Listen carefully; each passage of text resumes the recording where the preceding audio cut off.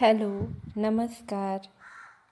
आज ना वरती कपडे सुकवायला आलते. चला म्हणलं वरचं दाखवूया निसर्ग वरतून कसा दिसतो ते. पण ना भलतंच काम माझ्या माथी लागलं.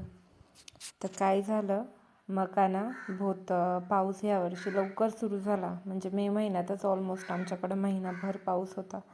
त्याच्यामुळे ना जी दळायची राहिलेली जी 2-3 पोती जी मका होती ना, त्यातली जवळजवळ 1 पोतं मका ना खराब झाली. आणि म्हणजे बरीच होती तशी मका.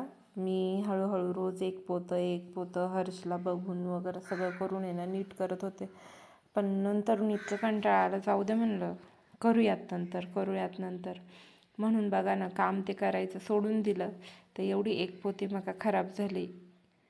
आणि ही खराब झाली तरी ही व्यवस्थित काढून पाण्यात भिजवून जे मोड येऊन मका चारतात ना, तसं करण्यासाठी वरती टाकली. म्हणजे ती खराब झाली तरी त्याला व्यवस्थित करण्यासाठी अजून कष्ट घेतले. 2 दिवस पाणी काढलं, पाण्यातून वरती आणली, जाळीभर मका ती पोत्यांवरती घातली. पण तरी त्याच्यातून ना काहीच नाही निघालं. आणि ती अक्षरशः आता मला फेकून द्यावी लागणार आहे. मग याच्यामुळे असं वाटलं मला, मी जे दळण करत होते, काढत होते, तेच मग कष्ट केले ते काय वाईट होते ना.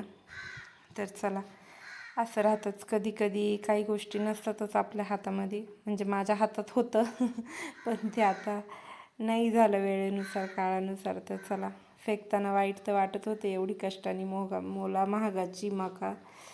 पण मग ठीक आहे, आता करणार काय ना, काही गोष्टींना पर्याय नसतो. चला, भेटूया पुन्हा नेक्स्ट व्हिडिओमध्ये. बाय.